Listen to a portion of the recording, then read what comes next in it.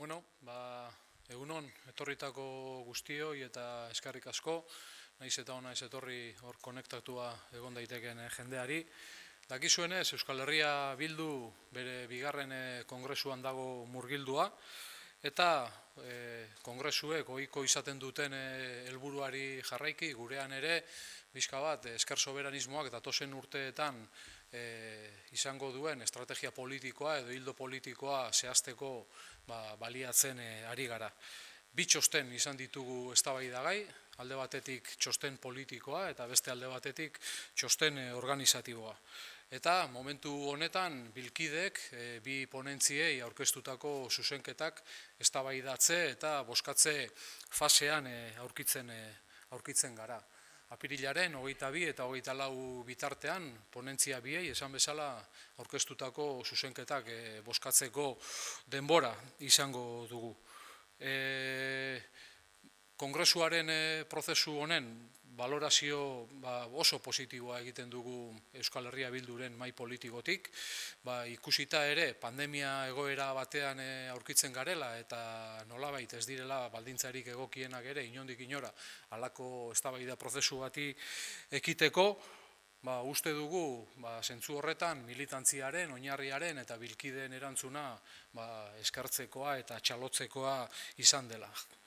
Badakizue, telematikoki egin behar izan dugula prozesu guzti hau eta telematikoki egin izanak eta pandemiak berak ere bai parte hartzea eta nolabait eztabaida ere zentzu berean mugatu egiten dute. Baina hala ere, uste dugu esanguratsuak diren datu batzuk hor badaudela. Eta esan genezake 358 herrietako batzar egin direla prozesu honen baitan eta ponentzia bi horiek eztabaidatzeko ariketan, eta herri batzar horietaz gain foro eta jardunaldi batzuk ere egin ditugula, ponentzietako edukiak sakontzeko eta gehiago garatzeko, eta guztietan gutxi gora bera 8.000 lagunetik gorak parte hartu dutela. Gure datuen arabera 8.200 eta piku lagunek parte hartu dute, eta esan bezala eskertzekoa da inplikazioa eta mahai politikoaren aldetik gure eskerrona eta txalotzea besterik ez dute.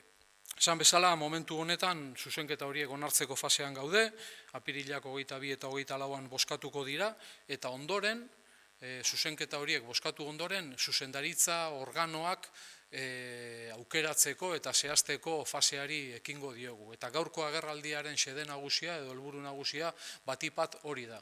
Euskal Herria Bilduren mahai politikoak datozen urteetako Euskal Herria Bilduren zuzendaritzarako aurkezten duen plantxaren berri ematea edo plantxa horren aurkezpena egitea.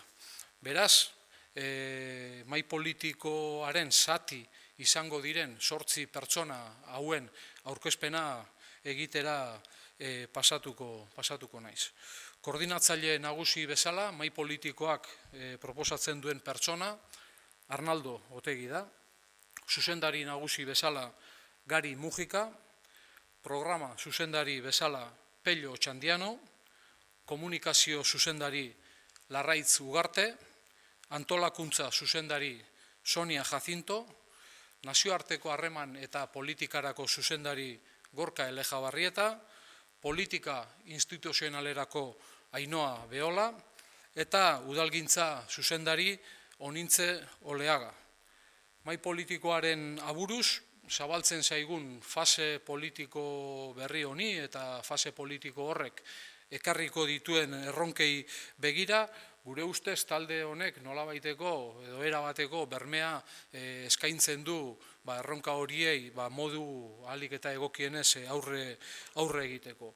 Behin eta berriro esaten dugu Euskal Herria Bildu estatu bokazioa duen mugimendua da, baina estatu bokazioa izateaz gain gobernu bokazioa ere badu, eta zentzu horretan eta datozen urteetan zabalduko zaizkigun erronkei aurre egiteko uste dugu plantxa honek edo aurkeztu berri dudan zerrenda honek zuzendaritza talde indartsu, sendo eta prestatu bat isladatzen duela, eta horien erronka izango da nolabait esker soberanismoari zabaltzen zaizkion erronkei edo erronkak gidatzeko zeregina. Uste dugu garai zailak datozela, garai konplexuak datoz, garai disruptiboak era berean, baina uste dugu hala ere eta era berean aukerak eskaintzen dituzten garaiak ere badatozela. Beraz, Euskal Herria Bilduri eta dagokion arduraren baitan, baita zuzendaritza talde honi ere dagokio Euskal Herriari, Euskal jendarteari eskaintza politiko oso bat egitea, eskerretik, soberanismotik, eta uste dugu talde honek zentzu horretan berme guztiekin gidatuko duela zeregin hori. Eta esan bezala, apirilaren 26 eta 29 bitarte horretan gainontzeko bilkide guztiek ere bere aukera izango dute nahi izan ez gero zuzendaritza plantxa propioak aurkeztu ahal izateko. Eta zentzu horretan, maiatzaren 6 eta 8 bitartean egon daitezkeen plantxa ezberdinen arteko bozketa egingo genuke. Maiatzaren 8an beraz proklamatuko litzateke Euskal Herria Bilduren zuzendaritza berria eta maiatzaren 9an Euskal Herria Bilduren bigarren kongresu honen itxiera ekitaldia burutuko dugu Barakaldoko beken, beti ere baldintza soziosanitarioek ahalbidetzen baldin badute. Eskerrik asko.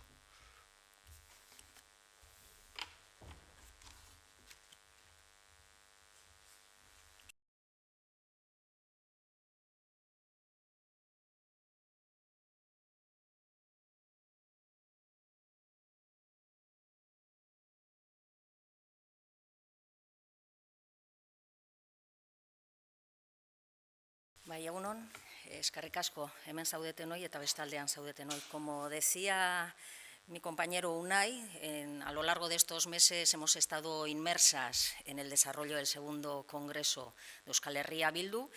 Hemos estado debatiendo sobre el devenir organizativo y político de la izquierda soberanista vasca en base a dos ponencias, la organizativa y la política, que hemos presentado, y en estos momentos estamos en el proceso de debatir sobre las enmiendas y votar en las mismas.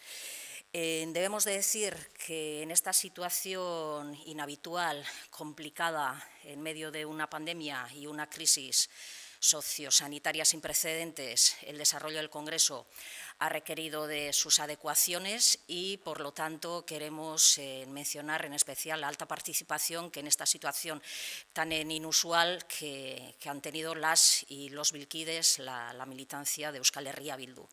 Hemos habilitado una serie de espacios para participar y debatir, como han sido en foros, en las asambleas nacionales, en jornadas. Ayer mismo en este espacio estaban debatiendo sobre los objetivos a 4 años que tienen las y los jóvenes de Euskal Herria Bildu también, y además de eso hemos desarrollado más de 358 asambleas locales, todas han debido de desarrollarse online, como no. Ha habido más de 8.200 participaciones en todos estos espacios de debate y participación, con lo cual, más allá de las complicaciones que ha generado la organización del Congreso, pues bueno, las y los bilkides han respondido como no esperábamos de otra manera. En estos momentos, como os hemos dicho, estamos en el momento de debatir y votar en las enmiendas y en breves pasaremos a la última fase del Congreso, que será donde elijamos la dirección política de nuestra formación. Las y los bilkides que deseen también presentar una plancha para la Dirección Nacional de Euskal Herria Bildu van a poder hacerlo presentando en sus candidaturas entre el 26 y el 29 de abril. Si bien la Mesa Política Nacional de Euskal Herria Bildu ya ha presentado la plancha, que ha sido aprobada además por unanimidad, y propone para el equipo de dirección que presenta para este segundo congreso pues una plancha encabezada por Arnaldo Otegi, que aspira, como no, a ser reelegido como coordinador general de la formación y que está compuesta por el mismo Arnaldo Otegi, y Garikoitz Mújica como director general, Pello Chandiano como director de programa, Larraitz Ugarte como directora de comunicación, Sonia Jacinto como directora de organización, Gorka Elejabarrieta como director de Relaciones y Políticas Internacionales, Ainhoa Beola como responsable de Políticas Institucionales y Onintze Oleaga como responsable de Políticas Municipales. Somos conscientes que los próximos 4 años van a marcar el devenir de nuestro país y que la crisis sociosanitaria, pero también económica, ahondada y agravada por el COVID-19, pues ha generado grandes retos a los que deberemos de responder en clave de país, pero también en clave de sociedad y, como no, desde una escala no solo local, sino también global. Es por ello que desde la izquierda soberanista vasca, conscientes de los retos a los que nos deberemos de enfrentar, hemos presentado una propuesta de plancha para la Mesa Nacional de Euskal Herria Bildu muy cohesionada, muy consistente y capacitada para poder trabajar ante todos estos retos. Desde Euskal Herria Bildu queremos dar además un salto político cualitativo en los próximos años, porque somos una fuerza con aspiraciones para gobernar, pero también con vocación transformadora hacia una sociedad más justa, más democrática. Y este equipo de mujeres y hombres que presentamos en la plancha no tenemos ninguna duda que responderán a estos grandes objetivos. Como os decía, en estos momentos las y los bilkides pueden presentar en otras planchas y, a su vez, en estos momentos estamos debatiendo las enmiendas presentadas tanto a la ponencia política como a la organizativa. Por lo tanto, en los próximos días tendremos ya aprobadas ambas ponencias, la política y la organizativa. El día 8 tendremos aprobada la Mesa Nacional, la Dirección Nacional que represente en los próximos 4 a la izquierda soberanista vasca Euskal Herria Bildu. Y presentaremos ya el cierre de este segundo congreso de Euskal Herria Bildu el 9 de mayo en el BEC, siguiendo obviamente todas las medidas de seguridad y siempre que la situación sociosanitaria así lo permita.